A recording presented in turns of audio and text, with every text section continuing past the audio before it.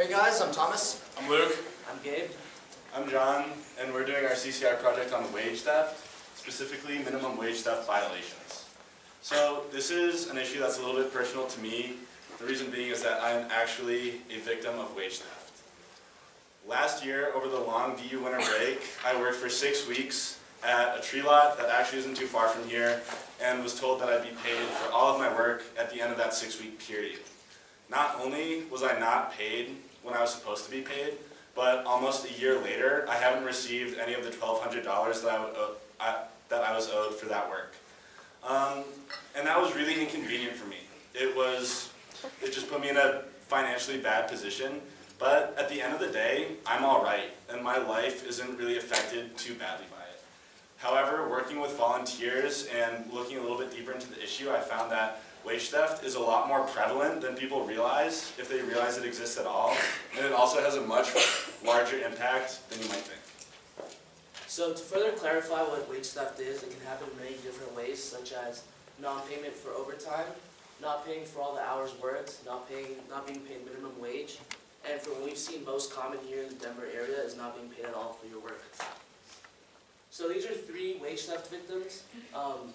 Manuel, he worked for 3 weeks in construction, and when he got his paychecks, they bounced, and his employer never replied to his emails or calls. Alma refused sex from her employer, and due to that, she was fired and never paid for any of the work she did prior. And Don worked for 2 years building a college campus and was being paid minimum wage for a job that he should have been being paid at least $15 an hour. And that's 3 of thousands of cases that occur here in Colorado every year.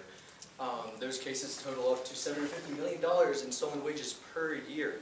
And that's an incredible amount of money if you really think about it. And on top of that, we're losing a lot of tax revenue because of it. When employers don't pay their employees, you're not getting income tax. And on top of that, they're not putting that money back into the economy, which means we're losing a lot of sales tax. That's $25 to $47 million per year in tax revenue that Colorado does not receive. And then we look at the other side of it. We look at it as what is the situation of our wage theft victims? Well, 21.4% are living under the poverty line, and 31% would not be there unless, or if they were paid their wages. So these wages are keeping these people under the poverty line. They need these. 33% of wage theft victims rely on public assistance, which means that they are, that's more tax dollars that are going towards other issues instead of issues that could help sustain the community in Denver, because we just aren't paying our workers. This is the annual income of an average worker that is a victim of wage theft. The full circle is, and that red portion there is about, a quarter of their yearly income that is usually taken by wage theft. This is average. So that is a quarter of their income. That income is used for food, water, rent, things they need to pay for right now. But these are people under the poverty line. They need the money now. They need money. Okay, so as you all know, in order to get a more well-rounded idea of what this issue is, who it affects, and how we can address it, we had to speak to a lot of stakeholders in our community. The 2 top stakeholders are Towards Justice and the Direct Action Team. They're the groups that we worked with the most closely over this quarter, and they both work with victims directly, trying to get their wages back after they've been stolen. Towards Justice is a nonprofit law firm that works exclusively with wage theft victims, and the Direct Action Team, again, is a group of volunteers working with victims, trying to compensate those wages by other means other than legal routes. We also spoke with the Colorado Department of Labor and Employment. The reason being is that's the government agency within Colorado that takes in these cases, makes rulings, and also their policies are what determine how those wages are paid back if it's determined that they should be. We've spoken with Professor Galemba at the University of Denver, who's been studying wage theft in the Denver metro area for the past 3 years. And that's been amazing because she's given us a lot of resources, connections, and information about the issue. We've spoken with victims directly through the Direct Action Team, which has been the most impactful part for us because that's what this project is about, is them. And then it's also allowed us to figure out how we can best help these victims. Finally, we've spoken with Ron Ojeda via email, and he's a member of the Office of Financial Empowerment. and that's actually a government entity within the city of Denver that's working on improving and streamlining other government organizations in this city, and wage theft is one of their top priorities. After speaking to those stakeholders, we've come up with two main conclusions.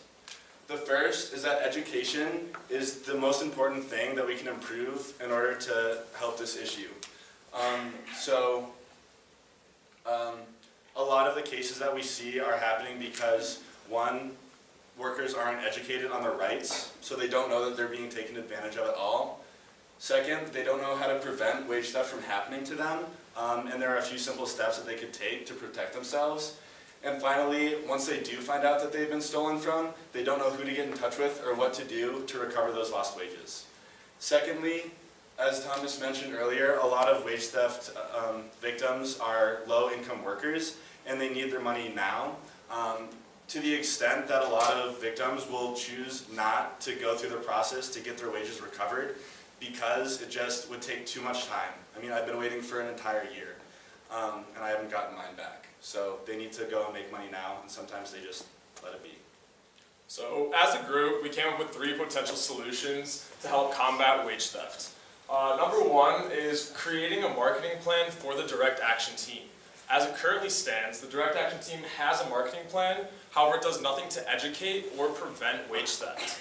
So what we would do is create flyers, posters, and copy that can be distributed to potential wage theft victims to help them better understand what wage theft is and how to prevent it in the future.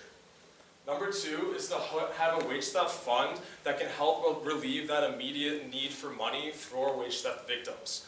We would do this by creating a gala that would be hosted at DU annually that can, through our personal connections and our stakeholders, that would have this fund that can be used for wage theft victims. And finally, our front-runner solution would be to work with Ron Ojeda from the Office of Financial Empowerment to once again create a marketing campaign, however a larger marketing campaign that would be implemented into the government and systematically connect all of our stakeholders with the marketing resources and educational materials that can be distributed to the wage theft victims. Thank you.